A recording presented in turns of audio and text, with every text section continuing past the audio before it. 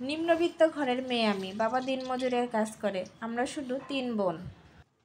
আমিই বড়। আমার মেধা ভালো থাকায় বৃত্তির টাকা দিয়ে আমি ক্লাস 10 পর্যন্ত পড়াশোনা করি এবং এসএসসি পাশ করে একটা গার্মেন্টসের চাকরি নেই। বাবার তেমন ইনকাম নেই, তাই আর পড়াশোনা করা হলো না। কর্মজীবনে পা রাখলাম। আমি দেখতে মোটামুটি সুন্দরী আর উঁচা লম্বা হওয়ায় কোয়ালিটি ডিপার্টমেন্টে আমার চাকরি হয়। আমার চাকরির বয়স যখন 3 মাস, তখনই আমার উপরে চোখ পড়ে এক ঊর্ধ্বতন কর্মকর্তার। তিনি প্রায়ই আমার কাজের জায়গায় আসতেন এবং কাজ সম্পর্কে নানান কিছু জিজ্ঞাসা করতেন। হঠাৎই তিনি একদিন আমার রিপোর্টিং বসের মাধ্যমে আমাকে বিয়ের প্রস্তাব পাঠালেন, যার জন্য আমি কোনোদিনও প্রস্তুত ছিলাম না এবং কোনোদিন কল্পনাও করতে পারতাম না। আমি তো বিশ্বাসই করতে পারছিলাম না, এত সুন্দর সুদর্শন একজন পুরুষ যে এত বড় একটা চাকরি করে, অনেক শিক্ষিত এবং তার আর্থিক অবস্থাও মনে হয় অনেক ভালো, সে কি করে আমার মতো একটা গরিব মেয়েকে পছন্দ করতে পারে। আমি তখনই তার প্রস্তাব না করে দেই যে তার মতো একটা পুরুষ কখনোই আমাকে ভালোবাসতে পারে না বা বিয়ে করতে পারে না। এটা তার আবেগ বা সাময়িক ভালো লাগা। আবেগ ফুরিয়ে গেলে সে আর আমাকে ভালোবাসবে না, আমাকে ছেড়ে দিতে 2 মিনিটও ভাববে না। কিন্তু তার তো কোনো কলঙ্ক হবে না, সে বড়লোক, কিন্তু আমি তো গরিব ঘরের মেয়ে, আর মেয়েদের সবসময় কলঙ্কিত হতে হয়।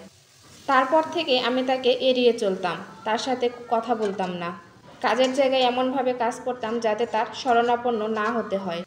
কিন্তু তিনি আমার সব ধারণা ভুল প্রমাণ করে তিনি আমাকে বিয়ের প্রস্তাব দিলেন আমার বাবার কাছে। সে হয়তো আমার অফিসের বায়োডাটা থেকে আমার ঠিকানা জোগাড় করে আমার বাবা পর্যন্ত পৌঁছে গিয়েছে এবং আমার বাবার কাছে আমাকে বিয়ের প্রস্তাব দিয়েছে। জানেনই তো, মেয়ের বাবারা কন্যা দায়মুক্ত হতে পারলেই বাঁচে। তাই এত ভালো সম্বন্ধ আমার বাবা আর না করেনি, তাকে হ্যাঁ করে দিয়েছে। বিয়েতে আর আমার মতামত জিজ্ঞাসা করা হয়নি। বিয়ের ডেট ঠিক হয়ে গেছে, জানতে পারলাম বিয়ের তারিখ। অনেক ধুমধাম করে বিয়ে হলো, অনেক বড় করে অনুষ্ঠান করা হলো, মনে হচ্ছে অনেক টাকা খরচ হয়েছে আমার বাবার, কিন্তু পরে জানতে পারলাম সব টাকা আমার হবু বরই দিয়েছে আমার বাবাকে খরচ করার জন্য।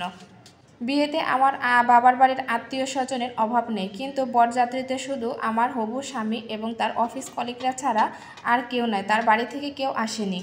তিনি আমাকে বিয়ে করে নিয়ে একটা সুন্দর ফ্ল্যাটে উঠলেন। সেখানে তেমন কোনো মানুষ নেই, একটা কাজের মেয়ে আর 2-1জন আত্মীয় স্বজন।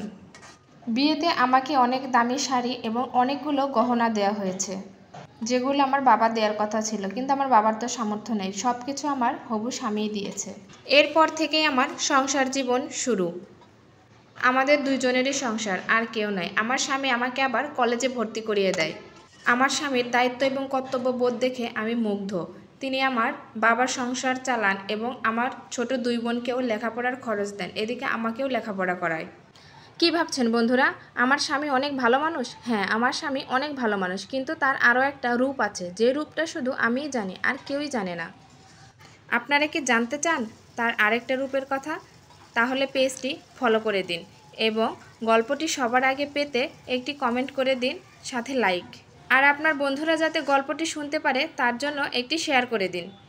তো বন্ধুরা, আজ এই পর্যন্তই। আল্লাহ হাফেজ, দেখা হচ্ছে পরবর্তী পর্বে।